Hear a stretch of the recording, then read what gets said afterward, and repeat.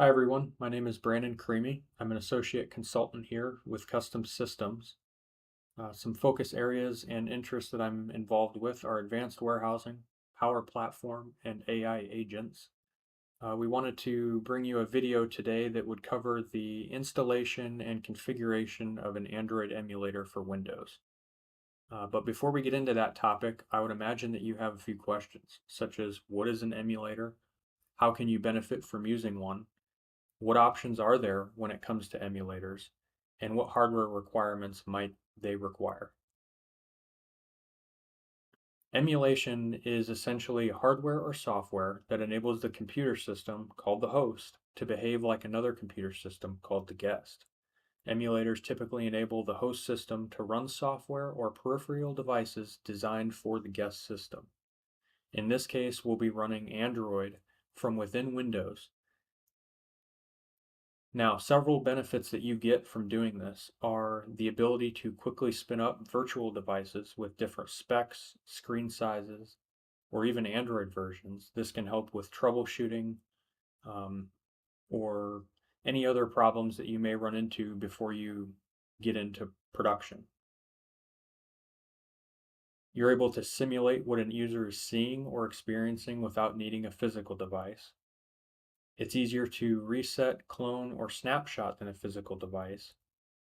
And one of my favorite features is it allows you to walk through mobile workflows step by step as users would experience them without the need for a physical device.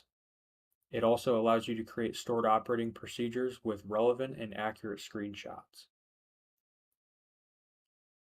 Now, when it comes to emulation, there are several free softwares out there that will do this, and they all do it to a very varying capacity. The software that we're going to focus on today is Mumu Player. It's about as turnkey as it gets. It contains no ads, and it runs a recent version of Android, Android 12. While the most recent is Android 16, for most compatibility issues that you'll run into for app requirements, anything above Android 11 is typically recent enough. Now, there are some hardware requirements that come with this software, but in general, as long as you have something that's within the last 5 years or so and is a quad core with 8 gigs of RAM or more, you should be able to run an Android emulator just fine. You can see I've got the 4 options that are available out there listed, while only the Mumu Player and BlueStacks are compatible with Mac OS. The entirety of them all are compatible with Windows. One thing you want to keep in mind is that hardware virtualization technology needs to be enabled in your BIOS in order to get the best performance. And this is going to vary depending on the device that you have. That being said, let's get into the video and walk through the installation and configuration of Mumu Player. Okay, now that we're on the desktop here, I've navigated to their website and we're going to download their installer. We'll put a link in the description for their website. And you're going to want to open that and click yes, and then install now. And depending on your connection speed, this may take a few minutes to download and install. Just let it do its thing, and when it's done, it will launch the emulator.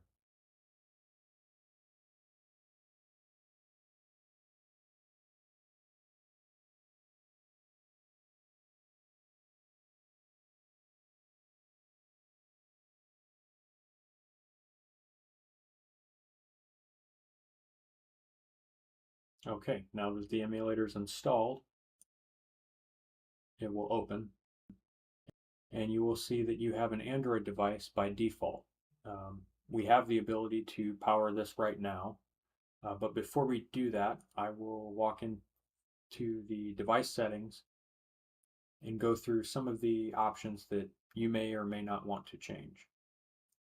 So under the Performance tab here, Vulkan or DirectX are the only 2 options. Vulkan is typically the most performance optimized version that you should run, but if you have compatibility issues, you may want to fall back to that DirectX. Under the performance settings, you have the option to select low, medium, or high in terms of core count, and you can even select custom and select any custom options that you may want. The forced use of discrete graphics, if your system has a dedicated GPU in it, this would be an option that you would want to have on, as it will help with performance. It will make the GPU in your system do all the work versus the processor. This option for smart memory optimization, if it's off by default, I would suggest turning it on, especially if you are not using the emulator for any type of gaming. What this does is if you have multiple virtual devices running simultaneously, this will be the most efficient use of your RAM for running multiple devices at the same time.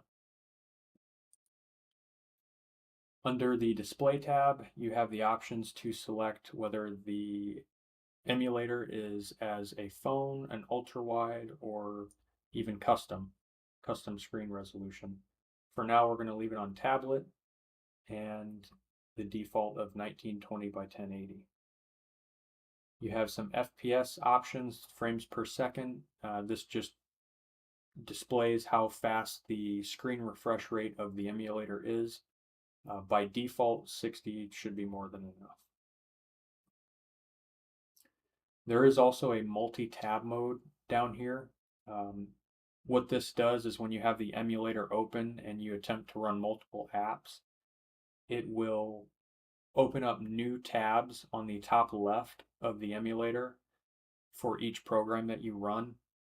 If you don't need to run multiple programs and you want to stick to the default operation of what an Android device may encounter, I would suggest turning this multi-tab mode off. Under sound, you have options to adjust or disable sound where it comes from for your speaker and or microphone. Disk settings, you can share the whole disk with the emulator. By default, read-only is recommended. You have networking options for assigning specific IP addresses if you need to, but by default, it will work out of the box and this is not needed.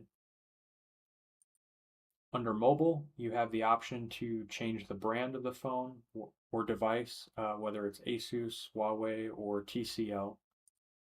By default, Samsung is going to have the most options and should work for a majority of any testing that may need to occur. Under the Others tab, you have advanced options such as enabling root or associating APK files. This should be on by default, and what this allows is for Windows to associate any Android install file with this program. What that is useful for is if you download an APK file, you're able to double click and install it to an emulator just as you would with Windows. So we'll go ahead and turn on the device here with the default 4 cores and 5 gigs of storage.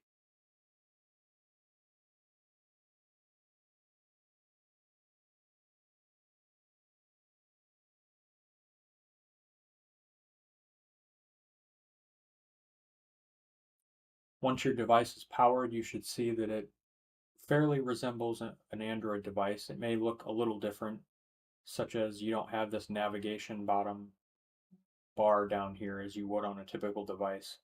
What this emulator has done is put it up in the top toolbar here.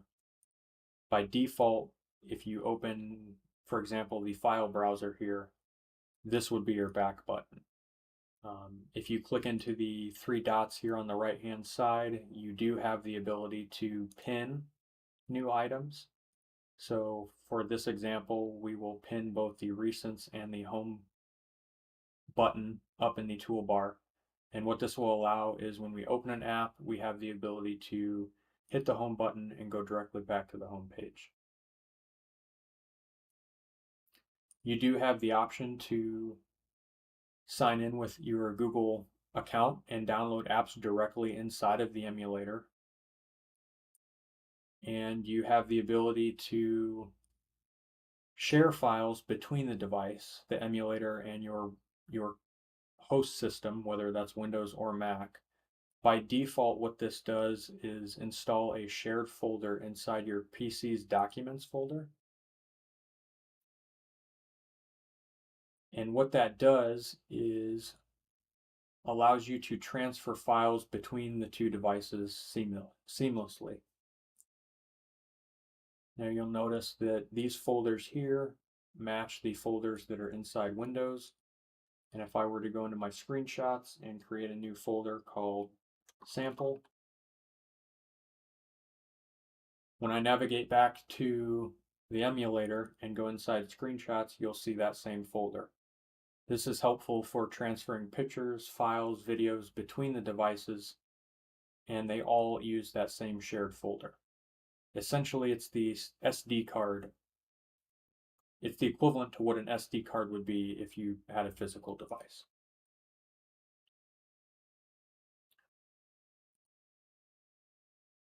When you close an Android emulator, it will ask you if you want to close this to Android device, and you can either hit remind me again or leave that off. Once the device is off, one of the features we will walk through is the backup and restore process. Let's say that I've configured this device the way I want it. It's connected to a specific Business Central environment, or it's housing a specific version of an Android app that I want to maintain or archive. What I would do is select the three dots here and click Backup. What this will do is ask me where I want to save it. In this case, we're going to save it in the Downloads folder as Android device, and I will click Save. This is going to back up the entire image of that device so that in a later point in time, if I wanted to restore it, I have that ability. In this case, what I will do is hit Restore and restore a prior example that I had before this demo. So we'll restore the phone option here. And then what I will do is create a new device. It doesn't matter what settings I use when I create this new device. If I'm restoring from a particular file, that file will overwrite these settings. So I will create a new device. And what I will do is the same restore process, but this time I'm going to click on the tablet emulator that I had set up prior. This will go ahead and restore it. And if I wanted to run both of these devices, I could do that.